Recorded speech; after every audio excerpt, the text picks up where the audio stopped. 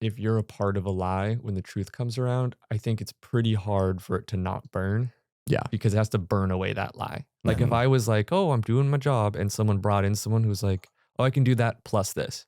Mhm. That's just a better piece. They can do Yep. two things for the price of one. And that would not make me feel good. Mhm. But it would point out like, well, you weren't, optimized for this position. Mhm. And that's why if you're really trying to safeguard against that, I think you got to work for traits about yourself that are universally compatible. Like being a hard worker, Mhm. looking for opportunity, trying to be someone who's making a new piece for a company. If you're at a company and you're not actively trying to reduce the pieces in the machine, nope. Smooth brain, man.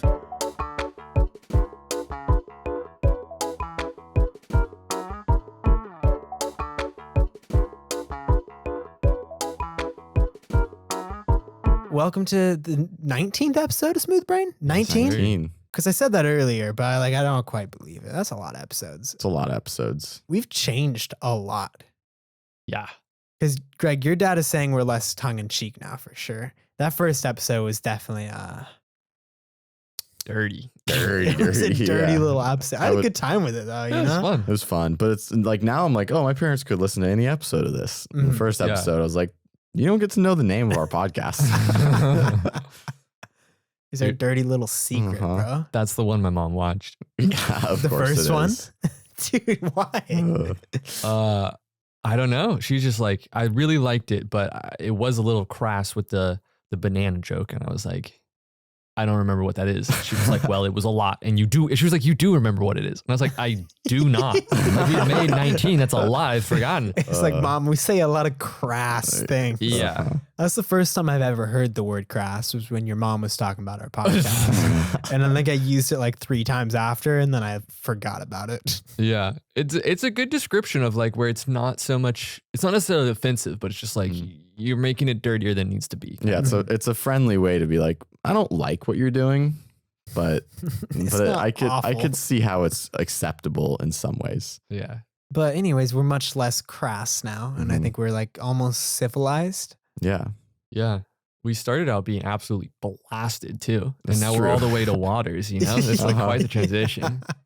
I think the being not sober is good for inside work, but like not so great for trying to communicate. Mhm. Yeah. This is a real skill. And it's like you wouldn't try to do math homework while you practice surfing. Mm-hmm.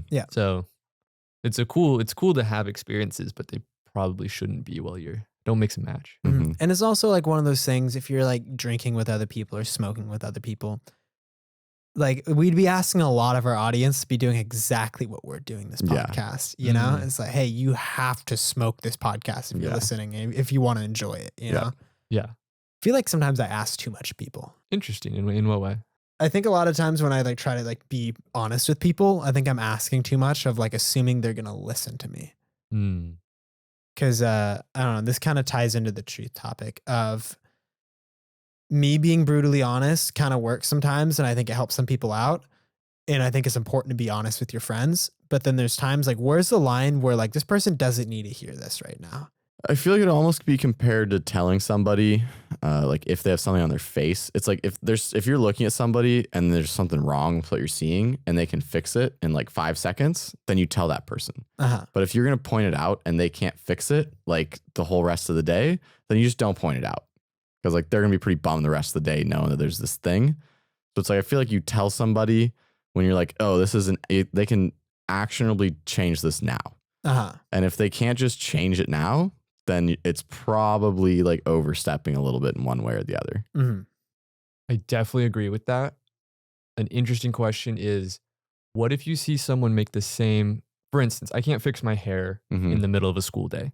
So you wouldn't be like, oh, your hair is floppy today. Mhm. But if I did it every day, then where does it land? Of like, that's a fixable thing, but it requires, him to be consistently fixing it. I think there's also the line of, are you asking for my opinion on that sort of thing? Or do you seem Mhm. happy with your haircut and kind of the way you're living your life or the way you're doing a certain project? You Yeah. know? Like if you're complaining all the time about like, oh, I don't know, I just feel like, like I don't feel attractive and I feel like people don't look at me. And it's like, oh, well, you could try like fixing your hair every morning. And it's like, that's an easily actionable item that somebody can do. Mm. But if you didn't ask and you've never complained about your hair, like my brother, should my brother get a haircut? and stylus hair? Yeah, probably. Probably. Which I think would be good.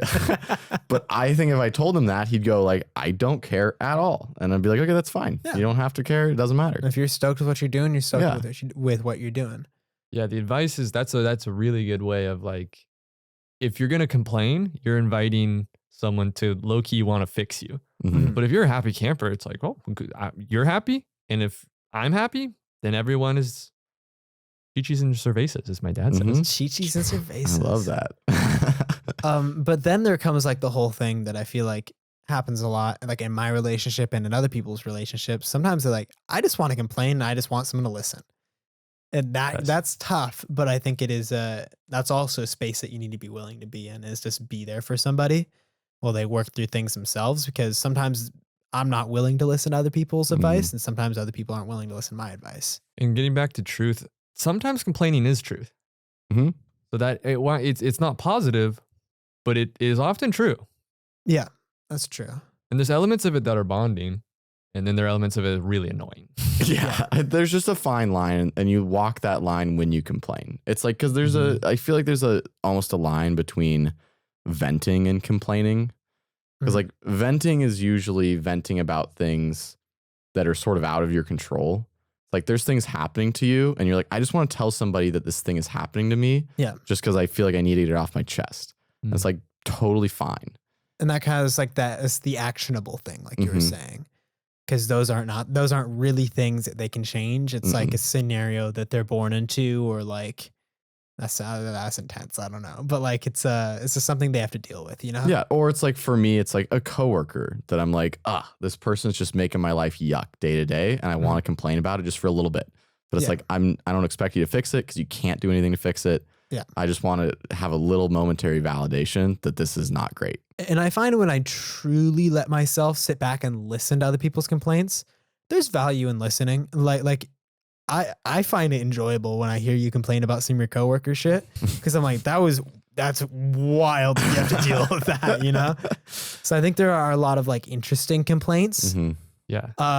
What gets me are the more mundane of complaints. Then I'm like, where's the line of you're kind of letting this control your brain, and like your perception's hyper focusing on this, making it a bigger problem than it is. Or the line of like, yeah, it is something that you should be allowed to complain on because it's a problem that you run into, and like sometimes you need to vent. I think another good angle too to come at venting, and especially for your listener, of a way to kind of be interested in it, is a lot of the times the person venting is kind of going to be telling you something about themselves while they're venting. Or it's like, if I'm venting about my crazy coworker, you're also kind of learning about my perspective on that whole like way of being. Yeah. So like, Dylan really values stability. Yeah. It's like it teaches the listener something about, the teller. I feel like that's a little bit valuable, but it's really easy to miss that, I think, a lot of the times. You have to actively be digging for it, you know? Yeah. And then maybe that's something you can say back where you're not trying to fix your problems, but like, I can see that you value stability. Yeah. That must be really frustrating for you. And Yeah. then that kind of helps you. And then it at least makes it doesn't suck me into the bad energy that you're feeling. It's just like me being kind of picking apart, you know? Yeah. It can almost make it good energy too. Cause then you're just like, it's almost a validation of like, yeah, like I do feel that way. Like it's like, and that's like kind of good. Yeah. Like validating any personal feeling, it can kind of turn into a positive. And it's like perspective advice as well. It's nothing like you're not giving them advice, but it's like, oh, this is a part about you. Yeah. And you probably know that about yourself, but there might be a different observation I can make about you that you weren't quite thinking in the moment. It'd be like, oh, maybe that is why I was mad about this certain scenario. Definitely. Really enjoy when people add humor to their complaints. Yeah. Makes it way easier to take down. Yeah. That's usually should be the core reason why you're complaining, is because there's a little bit of humor in it. Where I'm like, my coworker's pretty funny. Yeah. But he's also just absolutely crazy and makes my life kind of a nightmare sometimes. Uh-huh. But I'm like, it adds a lot of spice into the workplace. The absurdity of some things. Yeah. Yeah. I have a lot of things I complain about though that I can complain about that are not that absurd. It's just like, this is just really just flat out annoying. And that's where it can be annoying to talk about something annoying, like flies. Like the kid who's the whole time like, I hate that there's flies here. And it's like, we're having fun by the river. Yeah. So it's going to be some flies. stop focusing on it. It's sometimes stop focusing, sometimes very bonding, and be like, I think it's how long you've gone without saying it. Yeah, You know? exactly. once you start mentioning it, flies are the perfect example too. Cause Mhm. like I took you guys to Brenda's Tacos in San Felipe, right? Mhm. That's one of those places, really good tacos, really good like Mexican Coca-Colas and everything. And like the environment, super kind of crazy and fun. But a couple times I've been there and I fixated on the fact that there's flies flying around. Usually not that big of a deal, but the second I fixate on it, it becomes 10 times of a bigger deal than it actually is. Mhm. And then like I can't think about anything else except for like my overwhelming annoyance of the flies. Yeah. I feel like part of that's being present, right? Where it's like if you're being present in the way of I'm being present in order to have the best time possible, Mhm. that's like kind of a mindset of whether you worry about those flies or not. But it's like if you're like, I'm eating at this Mexican restaurant in Mexico that has no walls, it's just open to the beach. Mhm. It's like if you focus on just like, oh, this is just the environment I'm in. I'm basically outside. There's gonna be flies. Doesn't matter. Yeah. Food's good. If I was camping, I probably wouldn't be as worried about these flies because I'm actually outside. Mhm. And it's sort of just a mindset. Yeah, I can see that. Is there? I'm trying to relate this Like- back to like the work metaphor of like I might complain about because there's a lot of things in our work system, Hmm. in my work system that bother me and annoy me because I'm like this could be done so much more efficiently. Yeah. Should I put myself in the mindset of ignoring those things or trying to fix them though? No, it's a time and a place. Like if I'm gonna go to a really nice restaurant and I'm paying $60 for a steak and like everybody else having a really nice meal Mhm. and there's a fly on our table, then I'm like, this is not good. Like the fly shouldn't be here. If we're having like a nice expensive meal in a nice restaurant, why is there a fly on my table? Mhm. Like it's extremely different from a restaurant in Mexico having like tacos by the beach. Yeah. And that should be made better. Because then you're like you're like kind of losing out on the love of the restaurant. Because like the reason it's so good is there's people in the back putting like their heart and soul into the food that you're eating. Mm-hmm. But like somebody dropped the ball somewhere and is letting flies in the restaurant. And it's like, that's kind of a bummer. Yeah. And you're taking away from other people's, like curation too. Or in a Mhm. business, it's like, hey, like people love this place and what we're trying to do. Like, let's work to make this as good as possible. But you said fixable. And I think that's the key distinction. Yeah, fly in a restaurant's a pretty fixable problem. Mm-hmm. A fly, but like a bunch of flies outside in Mexico, probably not going to fix those flies. So No. enjoy your food. Mhm. Yeah. Work, do you see a system that is going to be repetitively inefficient? Definitely worth it to be like, hey guys. When you're dealing like a workflow problem. But then at the same time, I'm looking at this like this is fixable, but it's going to take me talking to my boss, talking to somebody else to having them like and that person has to drop their ego Mm-hmm. to listen to this and take this, not even advice, just being like, hey, like it would be more efficient if we didn't do it this way. And that's lessening this person's role in this whole scenario. And then like this person's getting less work, but it's making everything else much more efficient and valuable. Yeah, it's a tricky one. I mean, businesses a lot of the times are just inefficient in general, but I feel like the big distinction there is like, is the person that you're going to have already thought about what you're going to tell them? And it's like, if they've already thought about the thing that you're going to tell them, then when you go to them about that, they're like, yeah, I know. Like, I get it. It's not good. I've thought about it. It's not worth fixing. Like, don't stop complaining about it. But if it's something that you feel like, oh, this is an unseen problem, that it's clear that we have it, but also clear that nobody's thought about it, it's probably worth complaining a little bit and see if we can get it fixed. Because it's at least like worth putting the idea in. And then it's like, maybe it comes back and it's like, no, stop complaining. We're just not going to fix it. Yeah. And I think that's where it's at, honestly. I've been dancing around the scenario, but I'll just tell it to you guys because it's the music guy for the podcast. And I have to get him like an advanced authoring format of every podcast we create. And then he does the music and sends it back. But then like so many little things get caught up and I have to wait like a week for me to get this to him. And then he puts his intro song at the beginning, his intro song at the end, and gets it back to me. And I'm like, that's all you did. That's all you did. How about we pay you for your music as it should? It's your music. You created it. You had the licensing to it and everything. We'll give you a cut, but you just give me the MP3s and I put it on because there's nothing special about what you do that I can't do. But that's kind of my ego talking, but it's also for him to take that advice, he would have to drop his ego, you know? I don't think that would be a problem at all. Because like you just described a scenario where it's like I make one person's life easier and he still gets like his payment for it. I'm making my life easier and I'm making the entire process more efficient. So I'm like, where would even be the fear in that? Apparently there is some fear in it. It might be a missing variable. There's no doubt missing variables in all of these scenarios that we're speaking of. But I'm just like, I was just curious. I'm like, where's the hesitation in other people's minds? I think it's politics versus big business. And I think in this regard, big business is the truth and politics is like the lie.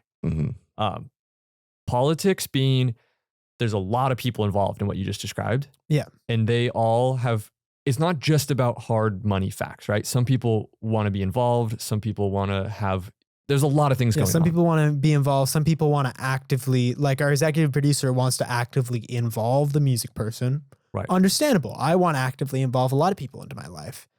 But then how much is that inconveniencing other people? Is what you have to ask yourself. Right. And then also, how much is the goal maximum efficiency? Well, that's where I love when big business, I don't love it, but sometimes it's cool to see big business find something that's inefficient and destroy it. And you had that as an annoyance and you get so stoked. Taxis are my example. I hated taxis so much. Yeah. And then all of a sudden Uber went, we're going to destroy your entire industry. The whole livelihood's gone. And it made everyone's life better, except for the taxi drivers. Well, honestly, didn't the taxi drivers just become Uber drivers and just make the same amount of money? I think they made way less because taxis were dumbly expensive and then they just fixed it. That's a tough scenario. Those are ones that it's like worth bringing up. And then you just bring it up with the wherewithal to go, hey, I know that like there's a lot of people that do this and we don't want to step on anybody's toes, but like we could do it this way. And then it's like you get your answer. But that's where we live in the politics side, because I do really notice when you bring something up and someone's like, oh, it's a little sticky, so I'd like to avoid it. And you're like, can we get the bleach out and get this cleaned up? So that's what's called a bad company. So it's called a company that doesn't work well. Hey. We gotta cut it. Shots, bro. Shots. I'm not denying it, but shots. Well, my company is the exact same way. Like there's so much politics in my company and so much inefficiency could be cut out. But at the end of the day, it's like, well, you're employing people and like people want to feel good about themselves. And you can't just immediately cut somebody's entire job description and expect that to be like something that doesn't go over without a bunch of drama that makes everybody go like, oh, why did we do this in the first place? Like we didn't need to do this. And you also have to question at what point are you adding to inefficiencies in other people's lives and like inconveniences, and how much of that is acceptable? Because I think a lot of like social life, you're inconveniencing other people, but like that's fine. But once once you get in the line of business and social kind of crossing in the workplace, that's when it becomes a lot harder to kind of like, should I really just ask this person to work less? Because like I know this person and like they're cool. So yeah. That's why it's hard to start a business with your friends, is because it gets like really complicated right out the gate. Well, that's where if it comes back to the truth thing, or it's just like you just be truthful with them, where it's like, look, I want to do it this way. I know it might make you feel like you have like less responsibility and you're doing less and you know, but it's like in reality, that's totally fine. It's not like your pay is going to change. Like I'm not attacking your position at all. I'm just saying this one little thing we could just do different. And then you just not worry about it. And I'm totally stoked on you still. And it's like not an issue. Like it's just making somebody feel comfortable to accept like, okay, I'm not going to get in trouble if I don't do this thing anymore. Yeah. And like the way you just described that with the words that you used, there was like reasoning behind it and empathy behind it. And I guess that is the line of honesty and kind of that brutal truth, is you might soften it up with like understanding their perspective. And then it makes it a lot more acceptable. And if they're not willing to take it at that point, maybe they're going to have to sleep on it and give their ego a day or two to kind of like relax. Yeah. Like that's happening with one employee at our work where it just, there's a constant battle of, well, I want to do this to help, and I want to do this to help, and I want to do this to help, and all these different things. And it's like, well, just like, it's awesome that you want to help out so much, but it'd be better for us if you just didn't. And we're totally cool with you not doing anything above and beyond. And it's fine that there's a bunch of backed up workload. We understand why that is. Just don't worry about it. Just take on a specialized workload. You know? Yeah. Just do the regular thing. We get why you're not doing all these above and beyond things. You know, we're not blind to the environment going on here. Mhm. It's just an understanding of other people's perspectives is super helpful. Yeah. Because if you're saying the truth, as long as you're saying the whole truth, it's usually pretty understandable. I feel like people can get on the same page about it. Because it's like if you're building a machine and someone has a way to take out a part so you don't have to worry about it wearing. Mm-hmm. And you say it nicely of like, oh, I think this would make it easier for everyone. Mm-hmm. That's not that hard to take. But if you're like, I made it better. It's like, ugh. Yeah. You know, that's not how anyone wants to hear it. No. And at the end of the day, it is politics. That's really what it comes down to. It's just impossible to avoid. But that's like what life is. Like most of social interaction is a lot of politics in a way. And here's, sorry to take you guys on a journey. Hopefully I keep you on board the train this time. Take us on the journey. I think politics and maximum efficiency are both parts of truth. They just are on the different sides of it. Because maximum efficiency is looking to get the number as small as possible, as close to 0 parts moving. Where politics is taking into consideration a tremendous amount of variables. So it's like, say, politics is the 10,000 and maximum efficiency is the 1, but it's a circle. It's not linear. There's value in using both parts. Yeah, I think there's a level, I get what you're saying. I think there's a level of like bureaucracy in politics though, when they get so caught up in the unimportant variables where they kind of lose sight of the efficiency. And then the whole system gets screwed. And then it's like literally created just to be like this slow moving process that benefits people and benefits other people's egos. Definitely. And that's where I would make it. That's why I was going for a snake analogy of getting close to the 1 is truthful. It's like I would say it feels a lot more truthful because that's like full of virality. It's like it's like Uber coming in and being like, get the fuck out of the way, dude. We're doing it efficient.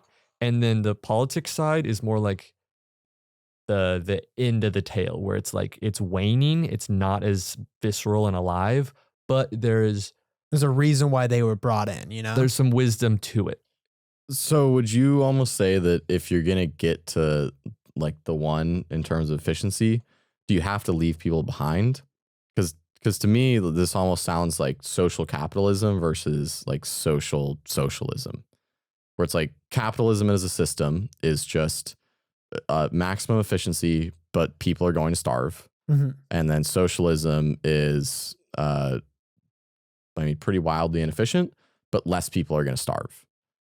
Where the same thing here, it's like if you want it to be maximally efficient, even like socially, then you're going to end up leaving a bunch of people behind if you're just focusing all on truth. You're going to be leaving out viewpoints, you know? Yeah.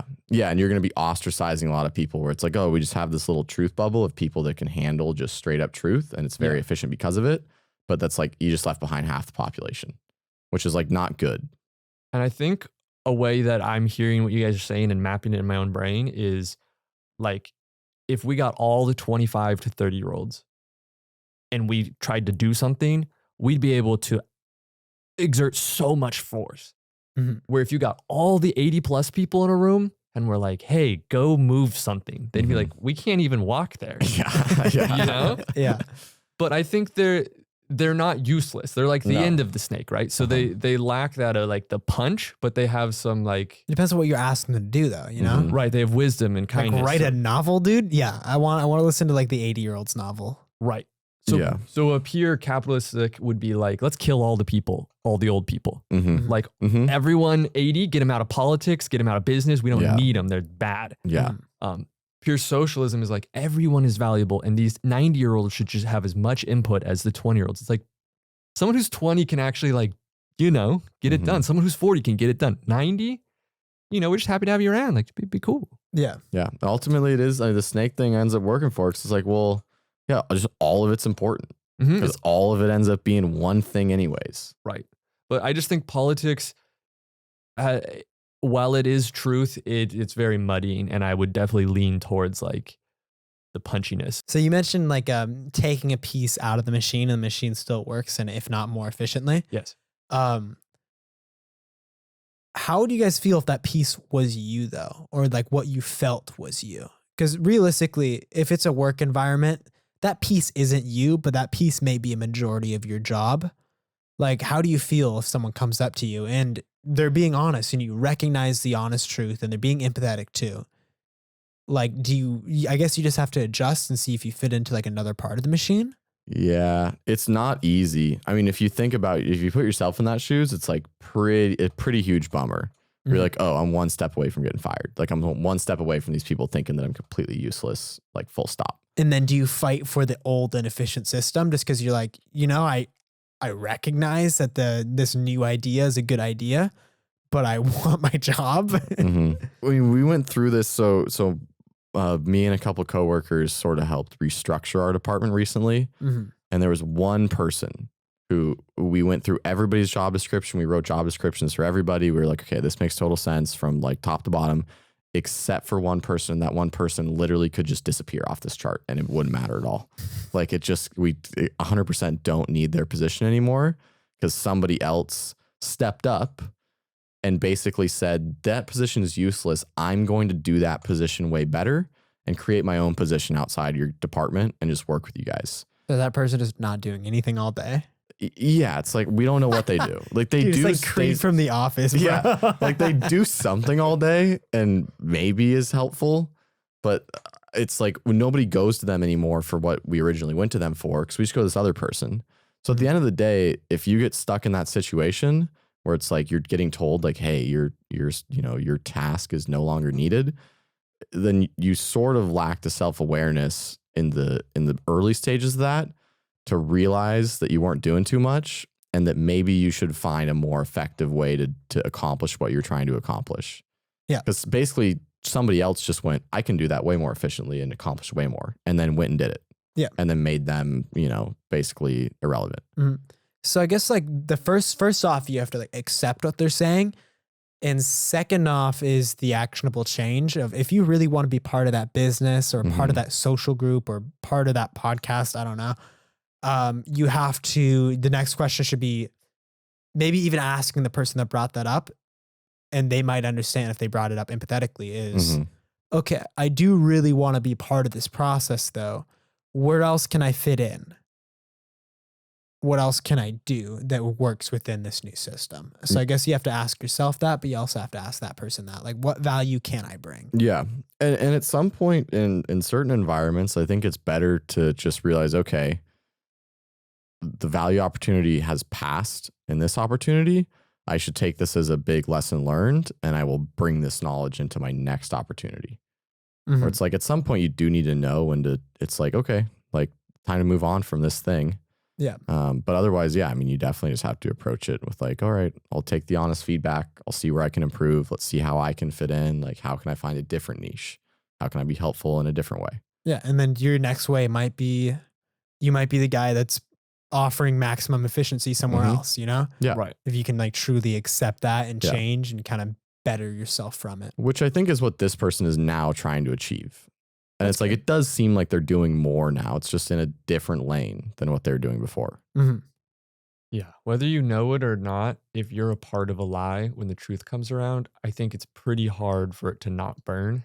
Yeah. Because it has to burn away that lie. Like if I was like, oh, I'm doing my job, and someone brought in someone who's like, oh, I can do that plus this. That's just a better piece. They can do two things for the price of one. And that would not make me feel good. But it would point out like, well, you weren't, optimized for this position. And that's why if you're really trying to safeguard against that, I think you got to work for traits about yourself that are universally compatible. Like being a hard worker, looking for opportunity, trying to be someone who's making a new piece for a company. If you're at a company and you're not actively trying to reduce the pieces in the machine, Well, I think that takes getting over your ego. Because it's like, it is sort of an ego thing to be a part of the lie and then be like, well, I'm so hurt now that the truth has come out. Or it's like, it was just your ego that didn't want to hear the truth of the situation. Yeah. And there's nothing wrong with feeling a bit. There's nothing wrong with being like, oh, that kind of does hurt to hear. As long as you recognize that it hurts to hear. And then once you kind of realize that there's a voice that's saying that hurts, and you separate yourself from that, that's when you at least separate from your ego for a second. Yep. And one of the biggest things that plagues my ego is a sense of, I thought about what I was going to say, and then it made me be like, you're thinking about thinking. That's fine. I feel like you should think about thinking. No, you should never think about thinking. Why not? Anytime that you double up a word, it's really bad for you. What do you mean? Like if I think about where I'm looking instead of just looking, now I'm thinking. Are you doing it right now? And that's why it's breaking your brain? Dude, I do it all the time. Well, I'll look at Mateo and he'll be looking between us like a normal conversation. And I'll think, oh my God, I switched to manual looking. Do I need to look or look away? And then I'm like, it normally just happens. Like if you're comfortable, it just happens. Yeah, I guess I get what you're saying. It's a different way of saying overanalyzing almost. Overanalyzing is a huge bummer. Yeah. Getting back to it, the thing that plagues my ego is stagnation. Mhm. And my stagnation is often driven by me lying to myself. A small lie, not a big lie, but like let's say, oh, I'm a decent drawer, right? That's not it's not a big deal. But then someone says, oh, draw something. And I'm like, probably gonna, maybe the first time I do it and I get bad feedback. And then I go, I already said I'm a good drawer and they didn't like that. So I'll just avoid it for the rest of my life. Mm-hmm. And then I shut down a whole alley of like something to do, Yeah.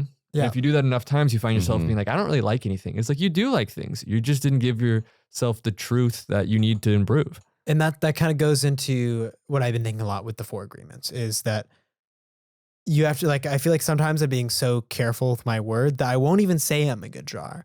I won't even specifically make any agreements because I'm like, I don't want to break that agreement. Like I refuse to tell myself I'm eating healthy and going on a diet because I don't want to say that and then not do it. So then I just don't say it and I don't make that agreement. And then I keep on not eating great. You're not doing the 4 agreements. You're doing the no agreements. Because I understand the 4th agreement of try your best. Right. It's the solution for everything, Like I'm not doing it right if I'm not trying my best, and that's the problem. Yeah. But instead, I'm like, no agreements. Because that's just your ego protecting yourself. I mean, because I was almost gonna say like the thing that hurts my ego, is when my ego realizes that the secondary voice in the back of my head that has all the answers that I need, my ego cannot listen to that voice. And then my ego gets upset that it's like so bad at listening. It's like, why can't you just listen a little bit? It's like a little child. Yeah. Yeah. Then it gets all pissy for a bit. And you're like, okay, go to your room and chill out for a bit. Yeah. Because I just got the little truth thing in the back going like, hey, you dummy, dude. You know how to do this. Like there's a clear answer here. Yeah. You just can't do it. I think that is a point though where you have to actively be nice to your ego and treat it like it's a kid. You can't yell at the kid for being like an idiot. That's not gonna help. Be like, hey man, I see that, and it's gonna be. You have to stroke your ego in a way like, hey man, relax a bit. I see that you missed it. That's all right. You miss things sometimes. I miss things sometimes too. And then, and that's such a weird internal dialogue to have. I feel like people might even get lost on that. Yeah. But it goes along with being nice to yourself. If you can accept your mistakes with a teeny bit of grace without slamming on yourself, it's going to be easier for you to accept them and go into change. And I think that allows your ego the room to learn that lesson on its own. There's a weird thing of let's say somebody else is giving you advice and that advice doesn't stick because you need to learn that advice on your own. But it's when your second voice in the back of your head is telling your ego a lesson, it's your ego basically doesn't get it. It's like hearing it from a fully separated person. It's not till your ego can get a little bit of an ego feedback loop going where it's I learned the lesson now. I get it. Okay, we're going to go for it. Where it's as a kid, it's if a kid tries something and fails, it's totally okay. We'll take a little break, come back to this later. We'll just try again some other time. And then maybe that time you'll be more ready for it. It's the persistence and the kindness that I think is pretty important that a lot of people aren't giving themselves. And that's giving the ego its own domain to play, right? Because the ego needs the dopamine loop of I changed the activity that didn't go well 10 times and it finally went well. And that's great. Yep. And that's the way a kid or a dog, dogs you can't speak to. You have to show them. You can't give them a treat because they were in you know, their crate the whole time. There's no correlation. You can't yell at them for pooping. Yeah. Mhm. You know, I poop all the time. And usually I hide it for like 3 hours, and then people come in and they go, "You shit on the ground." And I'm like, "Oh, bummer, yeah. I wonder who did that." So it messes up the cycle. But if you really like give yourself enough chances and put a little focus on it. I like what you're saying though. You got to give your ego room to kind of Mhm. play its own game, Mhm. and you kind of have to just almost play the game with it. You know, Mhm. like you can't shatter your own reality expecting like great changes. Yeah. And I guess that almost goes in the same way of working with a friend or a coworker and trying to like let them like trying to be like, hey man, like this isn't the most efficient way to do it. You can't walk in there and just take a freaking sledgehammer to Yeah. the reality, you Yeah. know?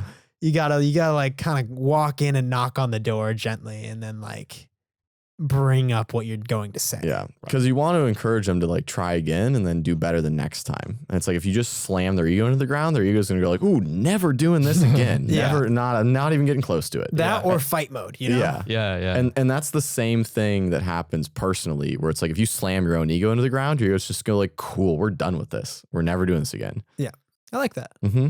I just have one little, like, it's not really related, but sometimes I feel like my ego is split into two, and one half will do something wrong. So the is will say, "Hey, that's not, you know, we know that that's not the way to do it. Try to do it better." And then the second ego will go, "I fucking hate you, dude. You suck a dick, dude. Like, for real, like, you're the worst." And then it's just like when you're like an adult and you're like telling one kid, "Hey, you can't do that because of this." And another kid goes, "Fucking suck." Yeah. It's like, Yeah. like, Timmy, no, that's not. Yeah. I just think that's funny. That is funny. Do you think that's like almost two sides of your brain? Like, do you think that's a little independent ego for both hemispheres of your brain? Or do you think it's trained behavior and it's the same ego? I think fundamentally it's the same ego, but you could split it into like the creative side of my brain was like, I was trying to do it like this. And the back of my head says, "Oh, I know what you were going for, but you live in a concrete world, so you have to have some parameters that make it work, you know?" Mhm. And then the concrete part of my brain that does a terrible job, but is very vocal when my creative side messes up is like, "Dude, you are just garbage. How'd you do, you know?" Yeah. Because there's one side of your brain that definitely wants to focus on truth and just goes like, no. You're telling yourself a big old story. This is just bad. This is just like objectively horrible. Yeah. Yeah. Oh no, I get that. I get that. Jesus Christ. Smooth brain. Smooth brain. Smooth